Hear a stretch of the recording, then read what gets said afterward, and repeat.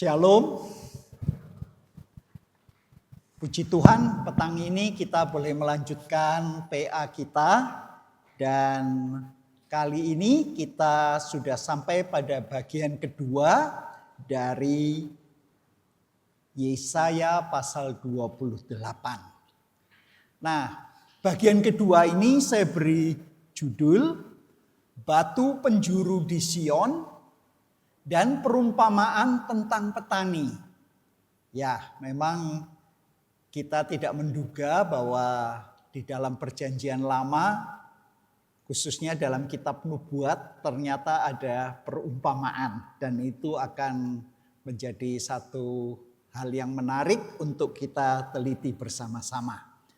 Nah, di dalam bagian pertama kita diingatkan bagaimana Tuhan melalui Nabi Yesaya menyampaikan nubuatan. Ya, nubuatan artinya berita dari Tuhan mengenai pemimpin-pemimpin Efraim, yaitu kerajaan utara. Dan diingatkan bahwa karena kejahatan merekalah, karena mereka tidak menjadi pemimpin yang baik, karena dosa mereka, karena itu mereka dihukum dan akhirnya dibuang. Nah, di dalam bagian berikutnya diingatkan pada ayat 7 yang kita sudah bahas minggu lalu, bukan saja kerajaan utara, ternyata pemimpin-pemimpin di kerajaan selatan, di Yerusalem, bahkan bukan hanya pemimpin politik, nabi dan imam pun mabuk. Artinya tidak melakukan fungsi untuk pemimpin politik, pemimpin negara maupun pemimpin rohani. Mereka semuanya berdosa, karena itu diingatkan. Kalau Yerusalem tidak bertobat, maka akan jatuh dan dibuang, akan dibawa ke luar. Ya, artinya akan menjadi diaspora, akan tersebar. Nah, itulah sebabnya bagian ketiga perumpamaan tentang petani itu yang akan kita bahas hari ini. Maka pertama-tama mari kita membaca ayat 14. Yesaya 28 ayat 14 sampai dengan 22. Saya akan membacakan dari terjemahan baru edisi 2. Sebab itu, dengarlah firman Tuhan, hai pencemooh-pencemooh yang memerintah bangsa ini yang ada di Yerusalem. Karena kamu telah berkata, kami telah mengikat perjanjian dengan maut dan dengan dunia orang mati. Kami telah mengadakan persetujuan. Biarpun banjir meliputi dan menggenanginya, kami tidak akan kena. Sebab kami telah menjadikan kebohongan sebagai perlindungan kami. Dan dalam dusta kami menyembunyikan diri. Sebab itu, beginilah firman Tuhan Allah. Sesungguhnya, aku meletakkan sebuah batu di Sion sebagai dasar. Sebuah batu yang teruji.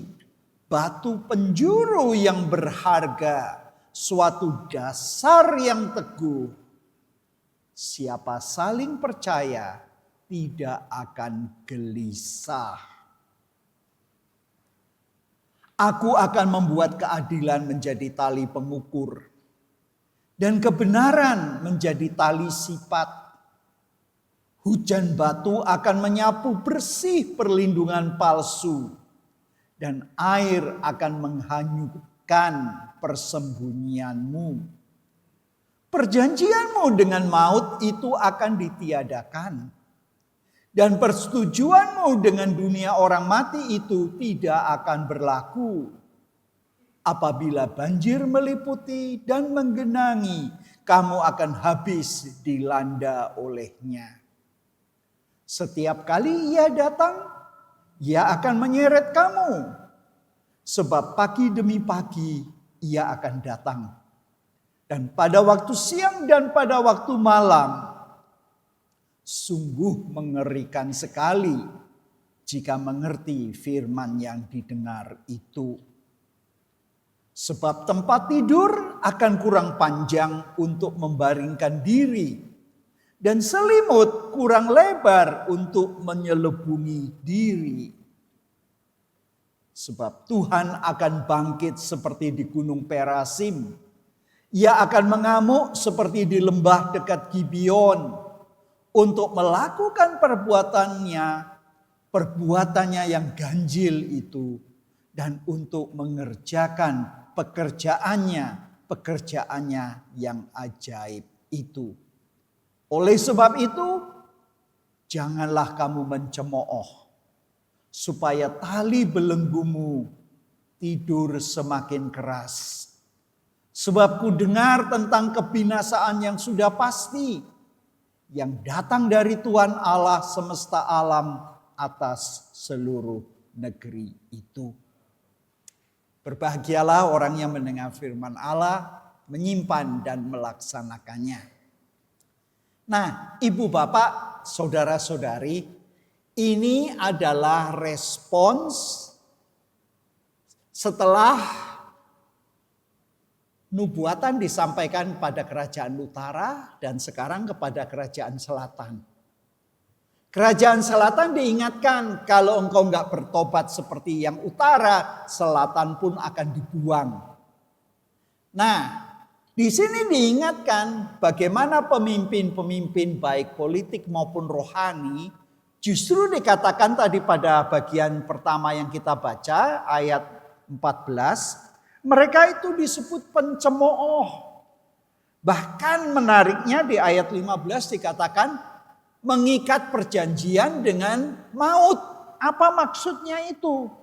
Nah, ini adalah bentuk puisi, berarti baris yang pertama itu paralel dengan baris berikutnya yang artinya sama. Jadi yang dimaksud perjanjian dengan maut itu adalah perjanjian dengan dunia orang mati. Ini yang di dalam bahasa Ibrani adalah Sheol. Ya. Sheol itu kalau kita lihat dalam Alkitab terjemahan baru edisi 2, ada definisinya dalam bahasa Indonesia disebut dunia orang mati. Nah, dalam pandangan Israel kuno, semua orang mati itu turun ke dunia orang mati, tempat yang paling bawah. Nah, nanti baru di perjanjian baru ada pemahaman tentang kebangkitan orang mati. Ya. Nah, untuk memahami saya akan menunjukkan secara cepat. Ini adalah denah bagaimana orang zaman dahulu melihat dunia kita. Jadi dunia kita itu dikatakan di atasnya ada tempat di mana semua itu ditunjukkan. Gunung adalah penyangga, di atasnya adalah kubah, dan kubah itulah tempat hujan. Nah, yang di atas itu adalah awan, langit, hujan itu kalau dibukakan tingkap atau jendela di atas, di sana baru turun hujan. Nah, di bawah itu ada air di bawah. Dan di air di bawah bumi itulah di tengah-tengahnya yang disebut dengan Sheol. Itulah dunia orang mati. Nah, menariknya mengapa pemimpin-pemimpin yang mabuk ini justru mengadakan perjanjian dengan dunia orang mati. Nah, itu sebenarnya tidak berbeda dengan zaman sekarang.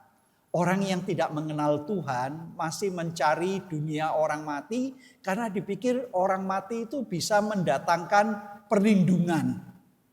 Nah, ini yang dikatakan bahwa apa yang mereka lakukan itu ternyata tidak benar. Karena dengan cara itu tidak menolong mereka, namun sebenarnya apa yang terjadi membuat mereka makin terpuruk. Jadi ibu bapak, kegagalan para pemimpin Israel dan Yehuda sekarang dijawab dengan kesetiaan Tuhan. Dan ini termasuk dalam rencana penebusan khususnya mengenai Sion, yaitu Yerusalem. Jadi penghakiman atas Israel sekarang diubah menjadi peringatan bagi Yehuda. Jadi penghakiman utara menjadi peringatan untuk selatan. Dengan catatan, ini yang sangat menarik. Kalau kita baca di dalam ayat 16, di sini ditekankan bahwa Tuhan meletakkan batu, fondasi, dasar, asas. Dan ini yang menunjukkan kepedulian Allah dan perhatian Allah terhadap Sion. Dalam slides berikut kita melihat bahwa dilukiskan sebagai batu. Nah, batu ini diletakkan Tuhan di Sion sebagai bentuk perhatian kepada umat Yehuda. Ya, jadi dengan kata lain pada akhirnya Tuhan akan melindungi Yerusalem dari bangsa Asyur, bangsa asing yang menyerang. Dan di sini kita melihat bahwa batu itu sangat penting. Ya, batu ini dasar yang kokoh, batu acuan, batu sendi, ya. Dan orang yang dikatakan mengandalkan Tuhan, dia tidak akan gelisah. Nah, dalam terjemahan lain, ini maksudnya seperti Bimka, tidak akan cepat menyerah kalah. Siapa yang percaya pada batu yang diletakkan Tuhan itu tidak akan cepat menyerah. Bahkan dikatakan tidak cepat tergesa-gesa bertindak sendiri. Nah, ini adalah mengenai batu, dan batu ini adalah hal yang sangat penting. Ya, batu yang di sini ditekankan sebagai tempat pilihan Allah, tempat yang paling aman. Dan di sini menjadikan simbol kepastian. Jadi walaupun pemimpin-pemimpinnya sudah melakukan perjanjian dengan maut, dengan dunia orang mati, dikatakan Tuhan memberikan solusi yang lain. Inilah yang Tuhan tawarkan. Fondasi, ya, kalau kita berpikir tentang bangunan, ya, itu selalu fondasinya yang paling penting. Apalagi kalau sudah mau bertingkat, fondasinya sangat penting. Ya, baru ini ada terjadi di salah satu negara Eropa di mana stasiun kereta api itu kolaps sehingga 15 orang meninggal dunia. Karena apa? Atapnya itu dibangun ternyata tidak kokoh. Sehingga terjadi kecelakaan yang membuat 15 orang meninggal dunia. Nah, sekarang kita melihat yang menarik lagi di ayat 20. Nah, di ayat 20 ini ada satu peribahasa yang aneh. Ya, saya bacakan sekali lagi. Sebab tempat tidur akan kurang panjang untuk membaringkan diri, dan selimut akan kurang lebar untuk menyelubungi diri. Nah, ingat waktu kita belajar di pembekalan tentang tamsil, metafora, lalu perumpamaan. Ini adalah bahasa gambar, metafora. Bahasa gambar ini menunjukkan satu peribahasa yang sekarang kita mungkin tidak memahami maknanya, karena memang ini dari zaman bangsa Israel pada abad ke-8 sebelum Masehi. Zaman Nabi Yesaya, tapi yang menarik di sini dikatakan tempat tidur tidak cukup panjang. Selimutnya tidak cukup untuk menutup diri. Nah, ini menggambarkan tentang hubungan mereka dengan Mesir. Jadi mau meminta perlindungan dari Mesir agar tidak diserang oleh Asyur, itu sebenarnya tidak menjadi jawaban. Dan ini sangat menarik karena menggunakan bahasa ini menjadi grafis. Menjadi sangat, bayangkan. engkau minta bantuan Mesir. Itu seperti tidur di tempat tidur yang kurang panjang. Pakai selimut, kedinginan, selimutnya kurang panjang. Nah itu, saya masih ingat ada seorang rekan dari Lembaga Alkitab Amerika, ya, American Bible Society. Waktu itu kita sama-sama diundang ke Singapura. Nah kebetulan ditempatkan di hotel yang sederhana, YMCA. Nah orang ini tinggi besar. Dia katakan, aduh saya nggak bisa tidur. Kenapa? Tempat tidurnya ukuran orang Asia, terlalu pendek. Kakinya gantung. Nah ternyata ini ada di Alkitab. Kalau bersandar pada bangsa lain, untuk melindungi mereka dari ancaman musuh, tidak menolong. Itu bagaikan tempat tidur yang terlalu pendek, atau orang pakai selimut waktu dingin, selimutnya kurang panjang, jadi akhirnya tidak berguna. Nah ini sangat menarik bukan?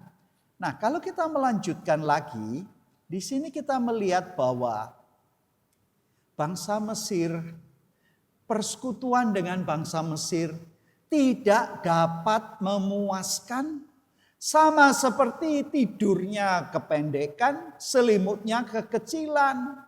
Jadi akhirnya dikatakan kemenangan yang akan diperoleh itu bukan seperti yang di dalam ayat 21 mengenai Gunung Perasim, yaitu satu situs di mana Daud melawan orang Filistin sebagai Raja Israel. Dan Gibeon ini merujuk pada apa?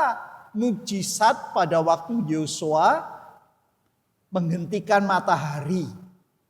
Sehingga Yosua dalam Yosua 10 ayat 12, kemenangan dapat tercapai karena matahari berhenti. Artinya terus sampai mereka menghabisi musuh. Kemungkinan juga karena kemenangan Daud. Nah, sekarang kita akan melihat bagian yang kedua. Bagian yang kedua ini tidak kalah menariknya, yaitu ayat 23. Ya, kita mulai membaca dari ayat 23. Ini yang perumpamaan. Nah, tolong perhatikan ya, sambil kalau teman-teman membaca Alkitab silakan dibaca. Saya akan bacakan, sekarang saya baca dari bahasa Indonesia masa kini. Mulai ayat 23. Judulnya Kebijaksanaan Allah. Dengarkanlah kata-kataku, perhatikanlah pesanku. Seorang petani tak akan terus-menerus membajak, mencangkul dan menggaruk tanahnya untuk ditanami. Itu di dalam Bimka. Kalau di dalam TB2 bentuknya pertanyaan.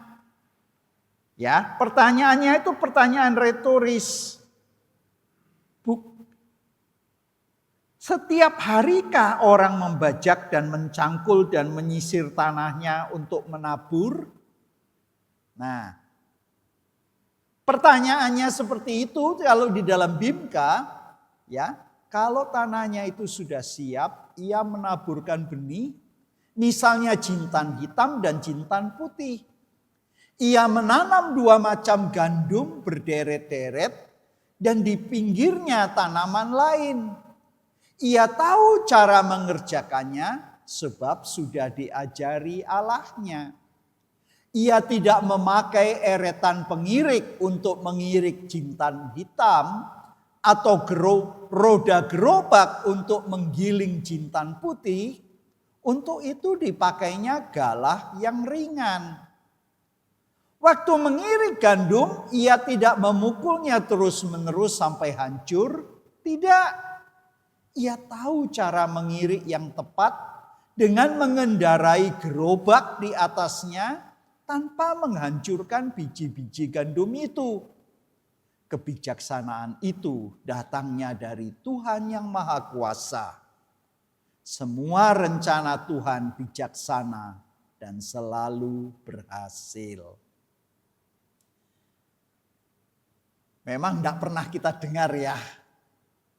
Ini pasti jarang kita baca. Namun ada satu perumpamaan yang menarik. Kalau saya boleh ceritakan dengan bahasa yang lebih sehari-hari. Dikatakan, mana ada petani yang terus-menerus mencangkul, terus-terus ya menyiapkan tanah. Kan ada waktunya untuk mencangkul, ada kalanya juga menanam. Artinya ada waktunya, tidak terus-menerus pekerjaan yang sama. Nah, kalau sudah waktunya menanam, ya ditanam. Ada tanaman yang rendah, ya jenisnya tuh jenis bukan yang tinggi, itu dikumpulkan. Ada jintan hitam, ada jintan putih. Nah, kita memang tidak terbiasa, nanti saya tunjukkan di dalam kamus ada penjelasan mengenai ini. Dalam slides berikut kita bisa baca tentang jintan hitam dan jintan putih. Nah, setelah itu dikatakan nanti kalau selesai waktu panen juga ada caranya. Jadi waktu menanam yang kecil, lalu yang tengah gandum dan yang disebut jelai, lalu di tepinya ada tanaman lain lagi. Artinya tanah itu difungsikan menurut kebijaksanaan apa yang baik mengenai pertanian. Nah, bagaimana menafsirkannya?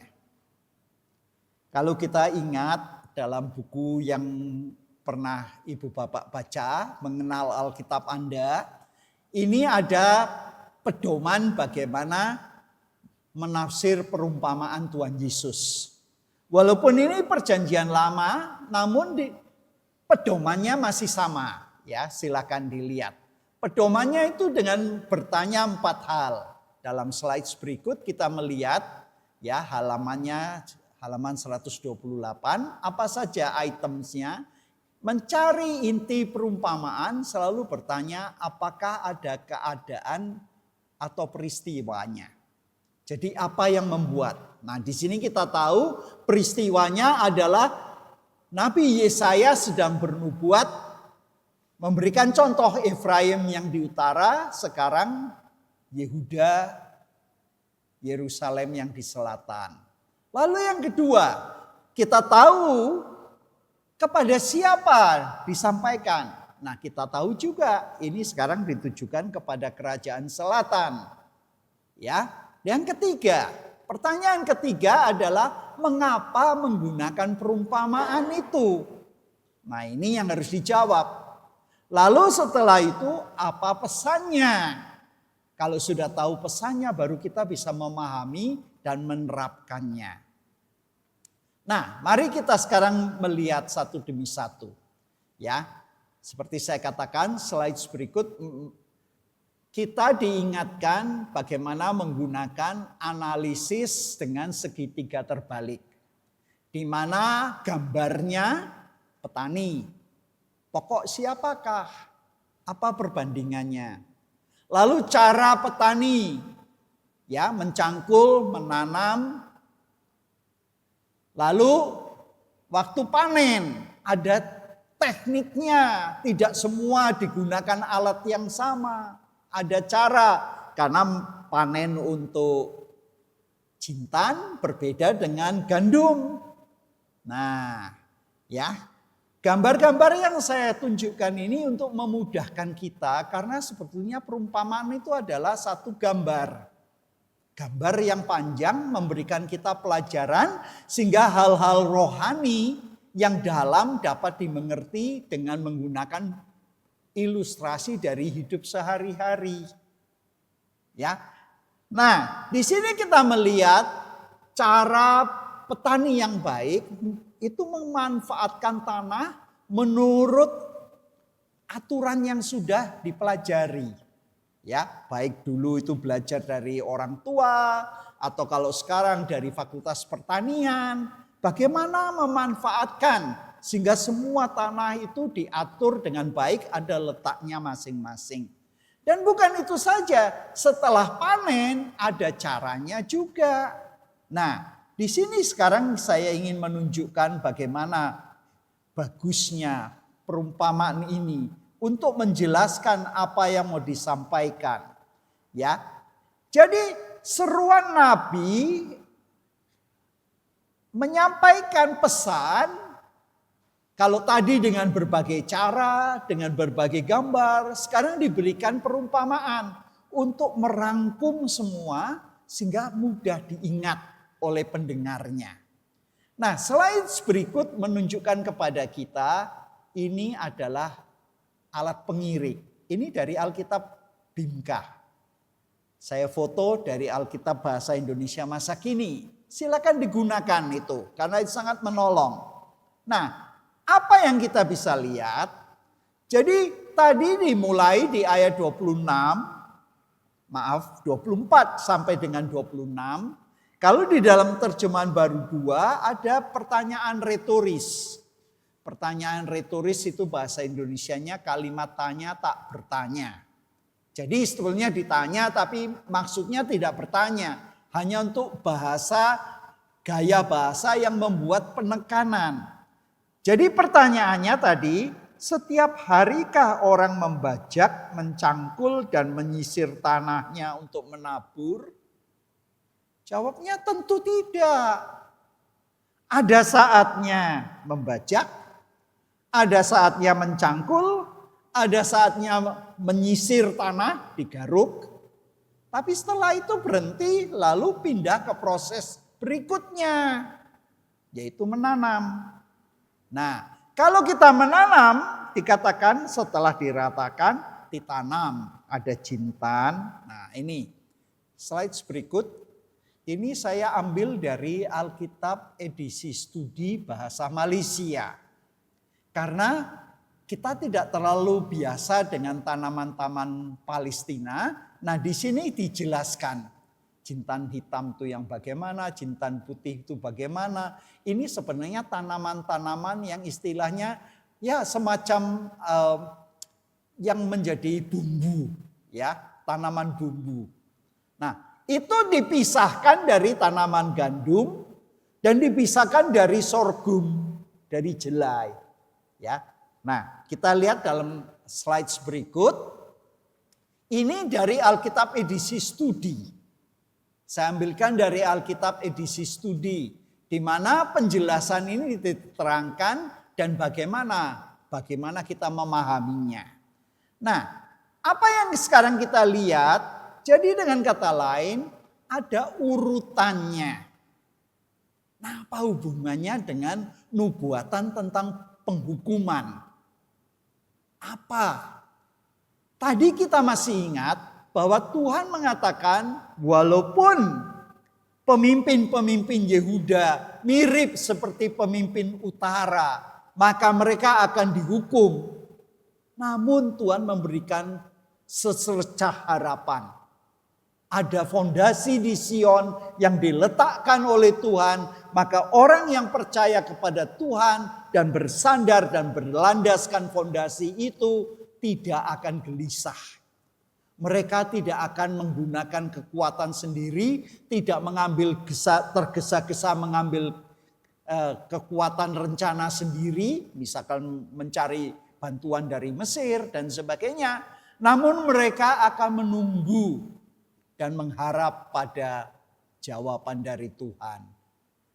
Nah, di dalam slide berikut, kita sekarang melihat apa yang kita perhatikan. Nah, ternyata bagian pertama ayat 24 sampai dengan 26, kalau kita analisis menggunakan segitiga terbalik, itu melihat petani mengerti kapan waktunya membajak, mencangkul, menggaruk, kapan waktunya menanam. Artinya inilah kebijaksanaan Tuhan. Semuanya itu terjadwal. Ya. Semuanya terjadwal. Artinya tidak akan petani itu kerjanya terus nyangkul, ya nyangkul, ya nyangkul, ya nyangkul. Tidak. Nyangkul itu hanya satu bagian, satu tahap. Dibajak, digaruk, Setelah itu ya waktunya nanam. Nah, ini hal yang sangat menarik. Nah, dalam slide berikut, ini tahapan yang berikut yaitu ayat 27 sampai dengan 29. Ini menarik lagi. Mengapa? Di sini ditunjukkan pada waktu panen, caranya panen berbeda. Mengapa? Kalau ada jintan hitam, jintan putih, itu berbeda dengan waktu mengambil gandum dan jelai. Dan nanti cara memprosesnya pun berbeda. Dan ini menunjukkan teknik pertanian. Seorang yang mengerti cara bertani yang baik, sudah turun-temurun belajar, dia mengerti bagaimana cara yang tepat guna. Jadi perhatikan ini, menarik sekali. Ia telah diajari cara yang tepat, ayat 26, dan diberi petunjuk oleh Allahnya. Sebab jintan hitam tidak diirik dengan eretan penggirik. Roda gerobak tidak dipakai untuk menggiling jintan putih. Tetapi jintan hitam ditebah dengan galah, jintan putih dengan tongkat. Nah, ini mau menunjukkan alat untuk menggiling gandum dan jelai, sorghum, itu nggak boleh dipakai untuk memproses tanaman-tanaman rempah-rempah. Tanaman yang kecil-kecil ini harus pakai tongkat. Harus pakai alat yang kecil, galah. Kalau pakai gerobak ya habis, hancur total. Sebaliknya kalau mau memproses gandum yang lebih besar, bagaimana mengupas kulitnya sehingga keluar bijinya, pakai gerobak waktu itu. Ini teknik zaman dahulu. Ya, gerobaknya ditarik lembu, bawahnya di atas batu. Namun juga diingatkan, gandum ayat 28, apakah gandum diirik sampai hancur? Tentu saja tidak. Orang tidak terus-menerus menebahnya sampai hancur. Sekalipun orang menjalankan di atas gandum itu, jentera gerobak dengan kudanya, orang tidak akan menggilingnya sampai hancur. Ya kalau kita sekarang panen gandum, panen sorghum, caranya memang tidak bisa pakai tongkat kecil seperti kalau memproses jintan. Nggak bisa. Harus pakai alat yang besar. Namun juga tidak dibuat sampai hancur total. Kalau hancur total ya habis. Nah, ini yang menarik sekali Ibu Bapak Saudara-saudari. Ayat 29 ditutup. Kebiasaan ini pun berasal dari Tuhan semesta alam. Ia ajaib dalam keputusan dan agung dalam kebijaksanaan. Nah, Ibu Bapak Saudara-saudari. Perumpamaan tersebut menyampaikan beberapa hal. Nah, sekarang kita bertanya, melalui sastra yang kita perhatikan tadi, ya, apa yang kita pelajari malam ini? Nah, yang kita perhatikan ada beberapa hal yang sangat menarik yang dapat kita pelajari, yaitu yang pertama, kita akan bertanya, lawan dari kegagalan para nabi imam yang mabuk, ya, apa? Tuhan memberikan alternatif. Jadi pada waktu Yehuda, kerajaan selatan yang beribu kota di Yerusalem, pemimpin-pemimpinnya, baik pemimpin negara maupun pemimpin rohani, para imam dan nabi dikatakan mabuk semua sehingga tidak dapat berfungsi. Tuhan memberikan alternatif. Apa alternatifnya? Batu penjuru di Sion. Inilah kepedulian dan perhatian Allah. Apakah maksudnya? inilah fondasi yang kokoh. Jadi berharap bukan pada Mesir, bukan berharap dari yang bisa dilihat, yang kasat mata, tapi berharaplah kepada fondasi yang kokoh yang Tuhan letakkan, yaitu batu acuan, batu sendi. Ini yang paling penting. Tuhan yang memberi. Uluran tangan ini diberikan, terima tidak? Nah, berikutnya dikatakan, orang yang mengandalkan Tuhan tidak akan gelisah. Tidak cepat-cepat mencari solusi sendiri. Bukankah kita sering begitu? Kalau kita menghadapi masalah, kita menghadapi ancaman, kita melihat pemimpin-pemimpin kita brengsek, kita seringkali mencari solusi sendiri. Tetapi orang yang berharap dan percaya teguh pada Tuhan tidak akan menyerah kalah. Dan ini peringatan, jangan bersekutu dengan Mesir. Karena Mesir itu kelihatannya kuat, tidak akan melindungi dari Asyur. Karena mereka itu hanya seperti tempat tidur yang terlalu kecil, seperti selimut yang terlalu pendek, yang tidak pas. Ya, menarik sekali, gambar ini menarik sekali. Tempat tidur yang kurang besar, selimut yang kurang panjang. Itulah Mesir. Artinya tidak ada pertolongan lain selain pada fondasi di Sion yang diletakkan Tuhan. Yang terakhir, yang kedua, yaitu mengenai perumpamaan tentang petani. Apa yang kita pelajari?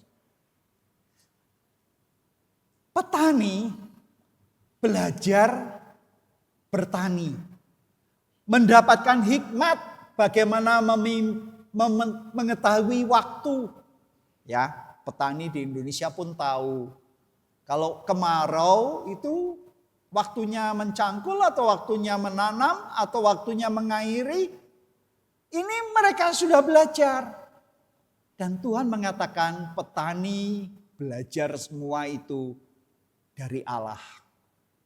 Dan ini gambar kebijaksanaan Tuhan. Dengan kata lain, pada saat kita menghadapi masalah, Tuhan memberikan alternatif. Pada waktu pemimpin-pemimpin tidak melakukan fungsinya. Dan ini yang maksudnya apa? Walaupun nanti Yehuda pun karena pemimpinnya tetap brengsek, tetap mabuk, tidak bertobat, suatu saat akan juga dibuang. Namun dikatakan, ingat semua itu ada jadwalnya. Artinya tidak akan dihukum selamanya. Seperti halnya biji-bijian tidak akan dipukul sampai habis karena petani tahu. Yang jintan harus pakai penebah, pakai tongkat. Tapi kalau gandum boleh pakai yang lebih keras, tapi juga tidak akan hancur.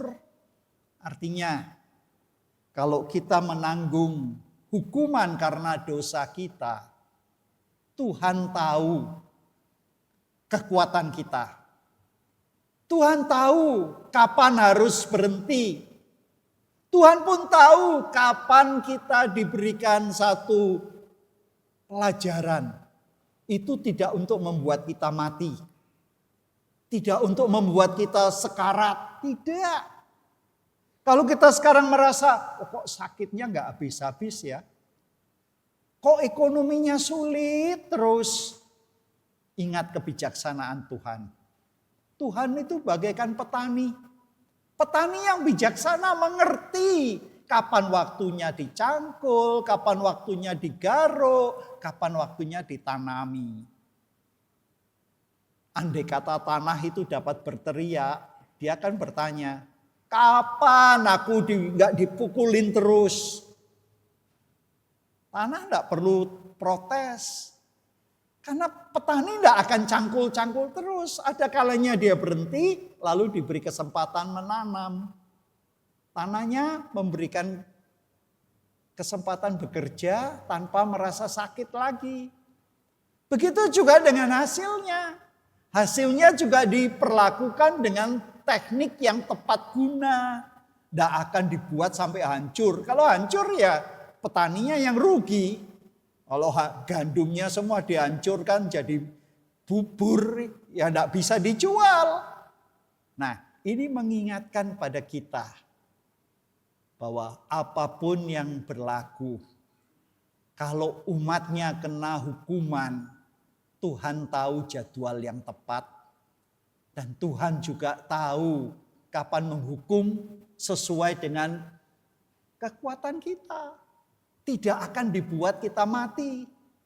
Karena itu kita harus perlu bersandar pada batu fondasi yang Tuhan berikan. Nah, ini ada satu nyanyian, memang belum dalam bahasa Indonesia, tetapi nanti kalau kita sebelum diskusi saya akan putarkan. Ini bagus sekali, meringkas apa yang menjadi inti dari bagian Yesaya pasal 28 ini. Demikian untuk hari ini, mari kita menutup dengan doa sebelum kita berdiskusi. Ya Bapa Surgawi, sungguh kami bersyukur bahwa melalui genre nubuat ini, kami dapat belajar bahwa walaupun hukuman akan jatuh pada orang yang berdosa, yang tidak bertobat, namun Tuhan selalu memberikan kabar baik.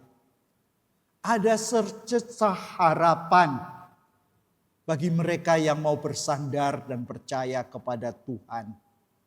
Tuhan yang telah meletakkan batu fondasi di Yerusalem, di Sion. Terima kasih Bapa, bahwa kebijaksanaan Tuhan bagaikan petani yang bijaksana. Sehingga kami umat-Mu tidak perlu khawatir. Semuanya terjadwal. Semuanya tepat guna. Karena itu bantu kami Tuhan. Untuk kuat teguh di dalam iman kami. Berlandaskan pada iman kepada Tuhan kami, Yesus Kristus. Bantu kami untuk menyimpan firman-Mu. Kami dapat mengamalkannya. Dan berkat Tuhan akan nyata. Di dalam Yesus Kristus Tuhan kami berdoa. Amin.